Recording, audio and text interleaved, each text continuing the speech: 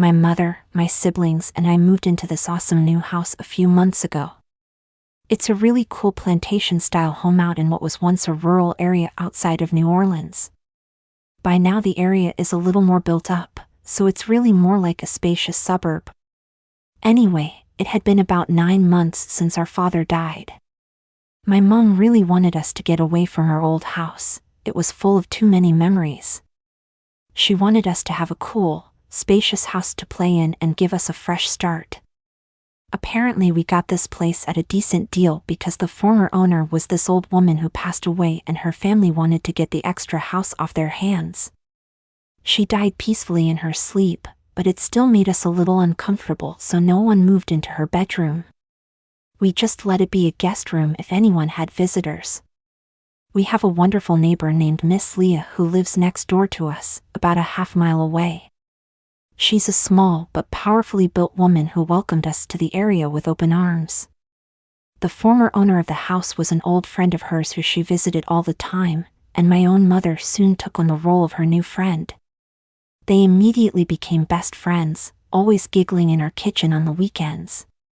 Miss Leah loves telling tales of voodoo and even practices it herself. Many people in New Orleans do. She mostly practices the light voodoo, like charms for good luck and protection. She told me that you can talk to spirits if you write them letters and put them in a place where they know to find them. I started seeing her every now and then, late at night when I couldn't sleep, sticking envelopes into our mailbox. I can see it from my window. When I'd go out in the morning, though, no envelopes would be there. One night I saw her doing the usual mailbox routine, and as soon as she walked far enough away, I ran out to see what she was putting in our mailboxes. I saw a little, silvery, unaddressed letter to Maggie, which turns out to be the name of the old lady who lived in our house before us. I always thought Miss Leah was joking about talking to the dead, but it's clear she practices it herself.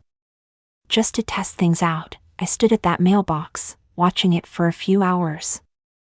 Eventually, the sun began to break over the horizon, so I figured I had waited ample time. I opened the mailbox. The letter was gone. At first I was in complete disbelief, but then I was overcome with excitement. If Miss Leah could talk to Maggie, maybe I could talk to my dad. I keep a little shoebox under my own bed. It's full of little trinkets and pictures that remind me of my dad. I go through it every now and then, when I miss him most, as a sort of therapy. A few nights after trying to rationalize what had happened with the note to Maggie, I decided the best way to test it out was to try it myself. I wrote a letter to my dad, which felt silly at first because I don't know what dead people like to talk about. I wrote, "Dear Daddy, miss you. How are things on the other side? Mom bought this cool house for us and we have a fun neighbor lady named Miss Leah. We're all doing okay over here, but I especially miss waking up every morning to the sounds of your loud singing in the shower. I hated it back then, but now I realize how funny and charming it was. Sincerely, Julia." I placed the note into my special shoebox and slipped it back under the bed. When I woke up in the morning, it wasn't there. I wasn't sure how to handle it. Did he really get the message? Does he write back? What do I do now? Well, I still needed to go to school that day, so the excitement of my supernatural letter writing subsided and I headed over to the bathroom to get ready. My older brother was singing his lungs out in the shower, something unusual for him, but I figured he was trying to become more like our dad. I knocked on the door. "Hurry up in there. I need to pee." The singing continued. "Jay, how much longer are you going to take?" The singing continued. Then someone tapped on my shoulder. I turned around. It was Jay. He said, "Calm down, Julia. I'm not in the bathroom. Is the door locked? Let me see if I can jimmy it open for you." He opened the door with ease. The bathroom was empty. No singing. The shower wasn't running, but the tub was wet. I walked in and started brushing my teeth, amused by what had just happened. I noticed the mirror was a little bit foggy, as though from shower steam. There was a message written in the mirror. It said, "How bad do you miss me?" I walked the fine line between being totally freaked out and super elated that my dad was communicating with me. I wrote another letter that night. "Haha, I miss you more than you can possibly imagine, Daddy. Don't ever doubt that. But tell me, how are things on the other side?" That morning I woke up. The letter in the shoebox was gone, but I noticed a new letter near my door. It looked like someone slipped it under there. I opened it up. It said, "What do you want most from me?" I found it weird that my dad wasn't really carrying the conversation well, but I decided I'd write a quick response and go to school. I wrote, "Well, I guess what I want most is for you to come back and play with me like old times. But I know that's silly." When I got back from school, I went straight to my room to check on the letter. I opened my door and my dollhouse, which we stored in the attic, was smack in the middle of my floor. My mom had been at work all day, my brother was still at swim practice, and my sister went to the mall with her friend after dropping me off at home. I don't know who could have moved it, except maybe my dad. I saw a note next to the dollhouse. It said, "Play with me." My body froze. Something was unsettling about this whole setup. I didn't feel like I was in danger or anything, but I just wasn't comfortable. I walked to Miss Leah's house and she was sitting in her rocking chair on the front porch with her cat, Rufus, in her lap. I told her I knew about the letters she wrote to Maggie. "Ah yes, sweetheart," she said. "Even though she's passed, I haven't stopped talking to Miss Maggie one bit. She was my best friend, and I want her to know how much I love her and how much Rufus misses the little tuna treats she'd give him. I write to her almost every day, just updating her on my life so that when I pass, too, it'll be like she didn't miss a beat." She asked me if I was thinking about writing to the dead, too. For some reason I didn't feel comfortable telling Miss Leah that I had been writing to my dad already. I told her I was considering writing a letter to my dad and that I would try it out that night. She laughed, "Okay, honey. You'll have to let me know how it goes tomorrow." I played with Rufus for a little while as Miss Leah talked on the phone with her nephew. The sun started going down and I figured it was about time for dinner, so I said goodbye to Miss Leah and Rufus and walked back over to my home. My mom and everyone else were already back. "My God, where have you been?" my mom yelled. I told her I was hanging out with Miss Leah, which eased her nerves a little bit since she knew I had been home alone for a while, which scared her. My sister was grounded for abandoning me for the afternoon, but she said it was smart for me to go to Miss Leah's. She then said, "You know that dollhouse was expensive, right?" Which seemed like an odd question, but I answered, "Yes. I suppose." "Why?" And she explained, "Well, I guess I just wish you'd taken better care of it, is all. I saw it in your room when I was looking for you and I could see you picked off all its paint and there were some dings and dents and I just thought it was such a shame. Also, next time you're getting something from the attic, wait until I get home and I can help you, honey." Bewildered by my mother's comment, I ate dinner in silence. Afterwards, I helped with the dishes and made my way back to my room with apprehension. It seemed like the dollhouse was in great condition last I saw, so I knew something must have happened after I left. I prayed my mom was just seeing things, that the dollhouse was, indeed, exactly how I left it. I opened my door. My mom was wrong.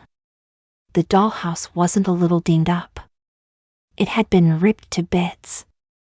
Its tattered remains were strewn about the floor.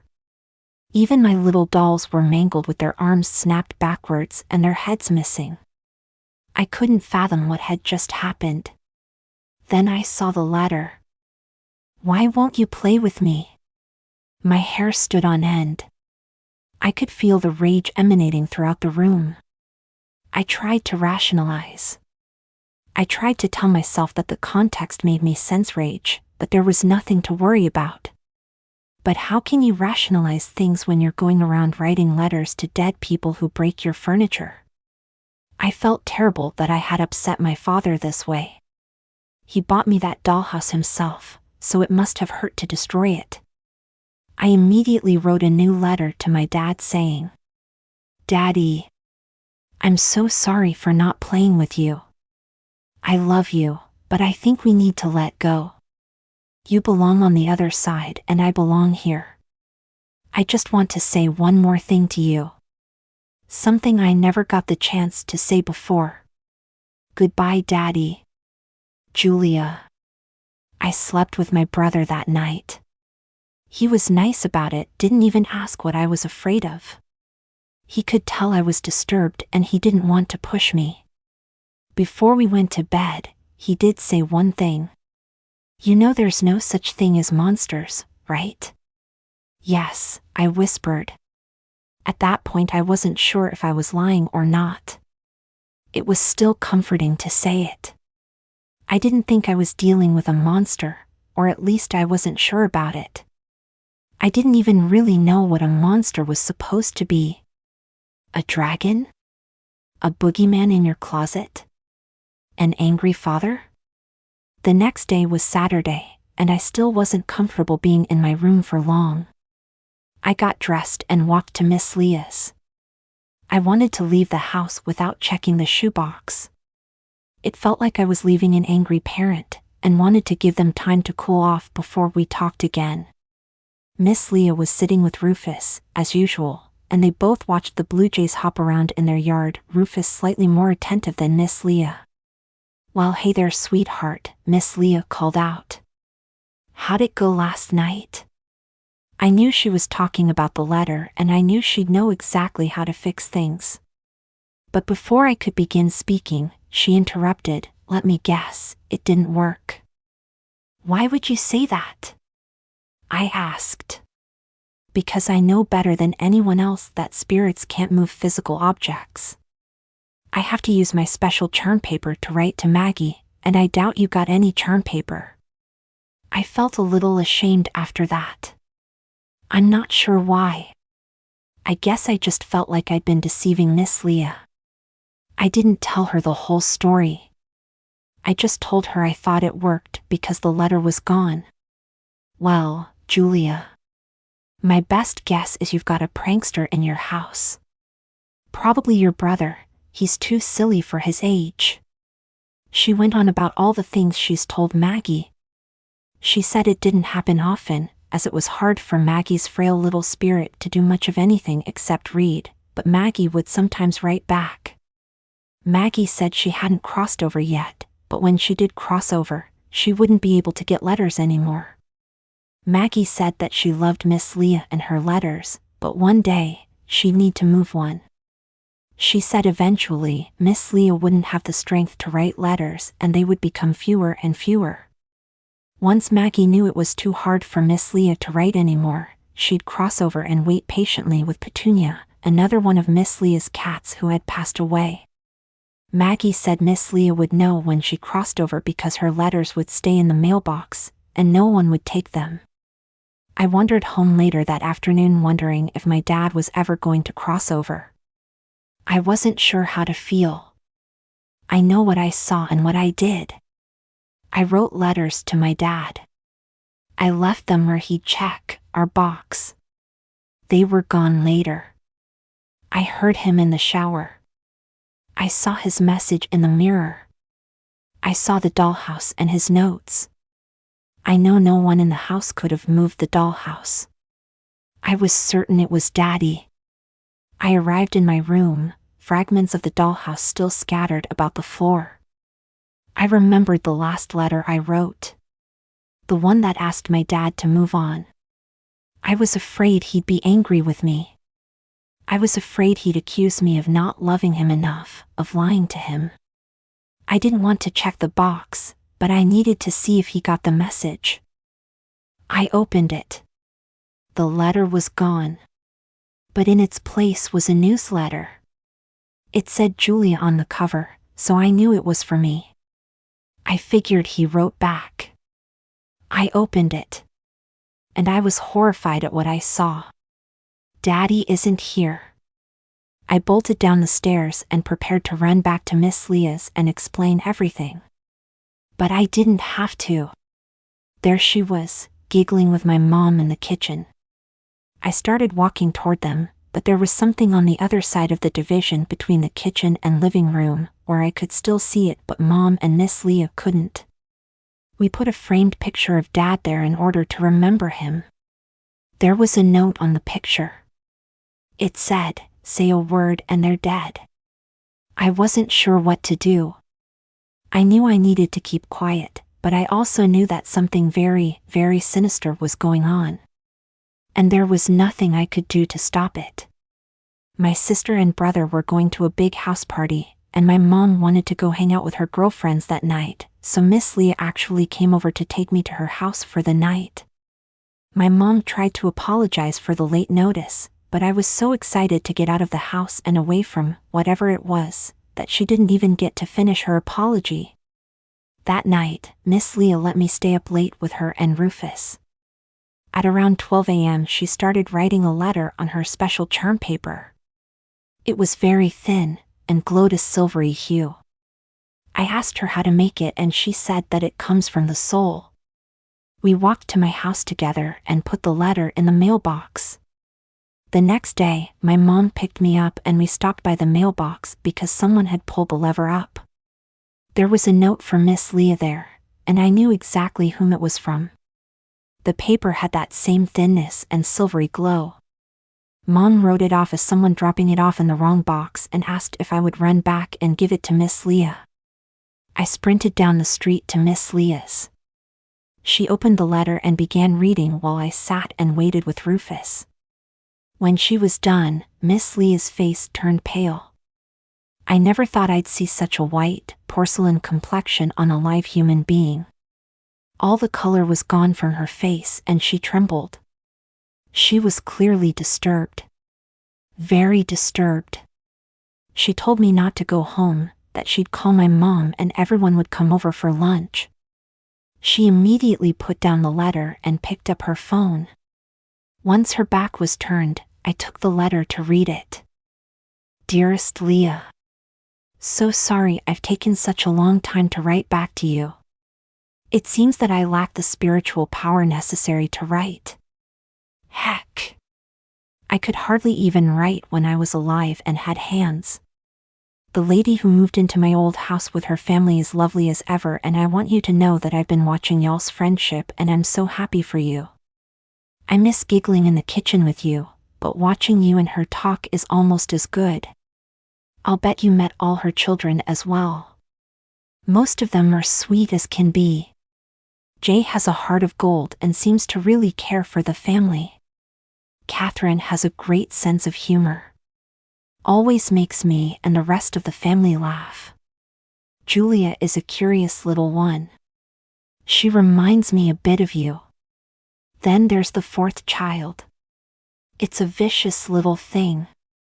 You know the one I'm talking about? The one with the black eyes and the long, dark claws that lives in my old room? It's always causing a ruckus.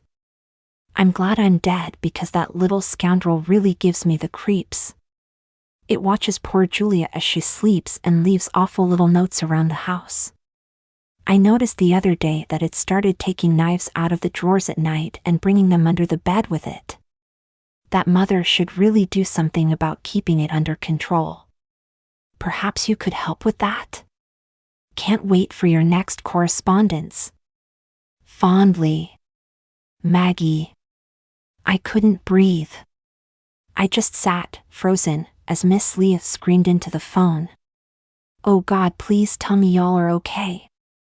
Pick up the phone. Please, please pick up the phone. She decided to call 911. When the police got to my house, Miss Leah and I waited outside. They found my mom, my brother, and my sister.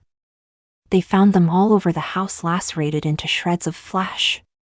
They couldn't determine how it happened, figured it was a wild animal or something. But Miss Leah and I knew how it happened. While we were waiting outside the house, we both looked up into my bedroom window. Standing there, in the room where I slept at night, was a black-eyed child with an evil grin that stretched ear to ear. It raised one long, sharp finger, probably 12 inches long, to its mouth as if to say, "Be quiet."